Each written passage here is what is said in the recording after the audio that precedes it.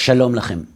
לפני יותר מ-20 שנה הוזמנתי לחוג בית בניו ג'רזי שבארצות הברית. בעל הבית ביקש שההרצאה תעסוק בנושא הזהות היהודית והבטיח שיגיעו אנשים שמאוד רוצים לשמוע על זה. הוא כנראה טעה. באמצע ההרצאה, אחרי שדיברתי על אתה בחרתנו והמסגולה וגוי קדוש, מישהי קמה מהכיסא ופשוט התחילה להרצות במקומי. אני לא מוכנה, היא אמרה, להמשיך לשמוע את הדברים האלה. יש גבול לכל דבר. ואז היא הסתובבה אליי. תגיד אדוני, איך אתה מרשה לעצמך לדבר בהתנשאות כזאת על כל כך הרבה אנשים? כולם בני אדם, כולנו שווים. זו ממש גזענות התפיסה שאתה מייצג. זו גישה חשוכה שעבר עליה הכלח. ואז היא פנתה לכולם ואמרה, אני מורה. את הילד שלי, היא אמרה, לא שלחתי לבית ספר יהודי מתוך אידיאל, שלחתי אותו לפאבליק סקול, ותאמינו לי שהוא אדם טוב לא פחות מהמרצה הזה, למרות שהוא לא למד עם תלמידים כמו שהמרצה הזה למד. הוא למד עם תלמידים מכל מיני עמים וגזעים שלא משתייכים לעם הבחירה של המרצה הזה. כשהיא השתתקה והתיישבה, פניתי אליה. את צודקת לגמרי גברתי, ככה אמרתי לה. אני מסכים עם כל מילה שאמרת. ליהדות באמת אין מונופול על המוסר האנושי, ואני בטוח לגמרי שהילדים שלמדו עם הבן שלך ולא עם הבן שלי הם ילדים טובים והגונים, לא פחות מהילדים שלומדים בבתי ספר יהודיים עם הבן שלי. כנראה שבסך הכל יש בינינו אי הבנה קטנה. נראה לי שזה בגלל שאנחנו פשוט מפרשים בצורה שונה את המושגים שדיברתי עליהם. כשאנחנו אומרים שעם ישראל הוא עם בחירה, אמרתי לה, זה לא אומר שבגלל זה עם ישראל יותר אנושי מאחרים. כשאנחנו טוענים שעם ישראל הוא גוי קדוש, זה לא אומר שהוא עם טוב יותר מאחרים. אנחנו בסך הכל מתכוונים לציין עובדה. אנחנו רק אומרים שהשם הבדיל אותנו מכל העמים, זה הכל. האם בגלל ההבדלה הזאת אנחנו יותר טובים? בתורה כתוב שלא. האם הוא הבדיל אותנו מכולם ובגלל זה אנחנו יותר מוסריים? חז"ל טוענים שלא. כשאנחנו מציינים את בחירת עם ישראל, גברתי, אנחנו מבקשים להציג עובדה שיש לה השלכות עצומות על המצב הלאומי והאישי שלנו וגם שלך. זה הכל. לכן את לא צריכה לכעוס כל כך. כי אני אמרה, אבל איזה השלכות יש למושגים שאני לא מאמינה בהם על החיים הפרטיים שלי? פשוט מאוד אמרתי לה. אתה בחרתנו והעם סגולה והגוי קדוש הם מושגים שנועדו ללמד אותנו שאנחנו עם לא נורמלי. ללמד אותנו שמערכת היחסים שלנו עם שאר בני האנושות שנבראו גם הם בצלם אלוהים, המערכת הזאת אף פעם לא תהיה שווה. המושגים האלה נועדו להסביר לנו רק את הלמה. למה למרות שכל כך נרצה להיות כמו כולם, למרות זאת כולם לא ייתנו לנו להיות כמו כולם. להסביר למה למרות שתל אביב לא נופלת בכלל מבחינה תרבותית מפריז או מרומא, הם אף פעם לא תסכמנה לקבל את תל אביב למועדון שלהן כשווה בין שוות. ואם את לא מאמינה, תקראי את פרשת השבוע. בפרשת ראה, משה מתאר לפני בני ישראל בדיוק את מה שאמרתי לך עכשיו. בתחילת הפרשה משה כותב, ראה אנוכי נותן לפניכם היום ברכה וכללה. בהמשך הוא כותב, ועבדת גויים רבים ואתה לא תעבוד, ומשלת בגויים רבים ובך לא ימשלו, ובסוף הוא כותב, כי עם קדוש אתה להשם אלוהיך. שמת לב, אמרתי לה, למכנה המשותף בין הדברים. נכון שלא? מה יכול להיות הקשר בין ברכה וכללה ועבדת גויים רבים ואתה לא תעבוד, ובין ומשלת בגויים רבים ובך לא ימשולו? זה ברכה וכללה, זה כסף והלוואות וזה שלטון.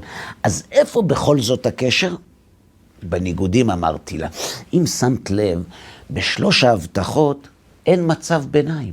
בראשונה זה או ברכה או כללה ואין באמצע. בשנייה זה או שאתה תלווה לעמים אחרים או שהם ילוו לך ואין לא אני ולא אתה. ובשלישית זה או שאנחנו נמשול על עמים אחרים או שעמים אחרים ימשלו עלינו. אין אפשרות שכל אחד ימשול בעצמו. בפרשת ראה גברתי, משה מסביר לבני ישראל שאף פעם לא יצפו להיות כמו כולם. שתל אביב וניו יורק אף פעם לא יחיו זו לצד זו. זה או שתל אביב תשפיע על ניו יורק, או שניו יורק תשפיע על תל אביב. בהבטחות האלה משה מלמד את בני ישראל שעם קדוש אתה להשם אלוהיך, ושבגלל זה יש לנו תפקיד, ולכן אם נבצע אותו, העולם ילמד מאיתנו, ואם לא נבצע אותו, אנחנו נלמד מהם. שאם נשמור את המצוות, נוכל להלוות ערכים לאומות העולם, ואם לא, נצטרך ללוות ערכים מהם. אם נשמור את המצוות תהיה ברכה, ואם לא, תהיה כללה. אין באמצע. משה מלמד אותנו שהתפקיד שהקדוש ברוך הוא ייעד לנו, לא יאפשר לנו להיות כמו כולם אף פעם. אם העולם ילמד מאיתנו, לא נהיה כמו כולם, ואם אנחנו נלמד מהעולם, גם אם נתנהג בדיוק כמו כולם, רומא ופריז אף פעם לא יקבלו את תל אביב למועדון שלהם. לכן אמרתי לך שהמושגים האלה שאת כל כך לא מסכימה איתם, משפיעים על החיים של כולנו. אלא שאם אף פעם לא נהיה כמו כולם, לפחות שנדע למה. את אמרת שאת מורה, נכון? כן, היא אמרה, 30 שנה. יופי, אמרתי לה. אז את בטח תביני את מה שאני הולך לומר. כשפרופסור מבוגר מגיע לאוניברסיטה עם ג'ינס קרוע, ויורד לשבת עם הסטודנטים שלו בקפה, ומדבר איתם בסלנג של צעירים. לא רק שהם לא יהפכו להיות חברים שלו, אלא שהוא גם יהפוך אצלם לצחוק, ובסוף הוא יישאר לגמרי לבד. הסטודנטים לא ירצו לשבת לידו כי הם סטודנטים, וסטודנטים מצפים מפרופסור להתנהג כמו פרופסור. והפרופסורים לא ירצו לשבת לידו כי הוא פשוט מבייש את מה שהם מייצגים, את מבינה? כשפרופסור מבוגר מדבר בסלנג, הוא לא באמת נהיה סטודנט צעיר, ואם הוא בכל זאת מדבר כך, גם פרופסור הוא כבר לא ממש, ולכן אין לו חברים. איך זה נגמר אתם שואלים? אז ככה, אחרי ההרצאה היא ניגשה אליי ואמרה שהיא רוצה לשאול משהו, אבל לא ליד אנשים. והיא סיפרה לי, במילים האלה, שהבן שלה זה שלמד בפאבליק סקול, מביא לה הביתה, ככה היא אמרה, לא נעים להגיד, שיקצה, חברה גויה. היא מאוד מתנגדת שיהיו לנכדים לא יהודיים, היא אמרה, אבל היא לא יודעת איך לעשות את זה, והיא מבקשת שאני אעזור לה. ומזה חברים, למדתי כמה דברים. אחד, שאף פעם אסור להאמין ליהודי כשהוא מדבר נגד התורה. והשני, שאנחנו באמת לא נורמליים, ושבאמת אין אצלנו באמצע. שבאמצע ההרצאה אפשר לצעוק, ואחרי ההרצאה לדבר הפוך. תגידו אתם, אם הייתם שומעים את הנאום שלה באמצע ההרצאה שלי, הייתם מאמינים שאחריה היא תבוא לבקש עזרה נגד מה שהיא מאמינה בו? ועוד דבר קטן. אחרי תקופה לא ארוכה היא התקשרה ואמרה לי שהתורה דווקא כן צודקת, ושסטודנטים לא אוהבים פרופסורים שמתנהגים כמו סטודנטים. ואיך הגעת למסקנה הזאת? שאלתי אותה. פשוט מאוד היא ענתה.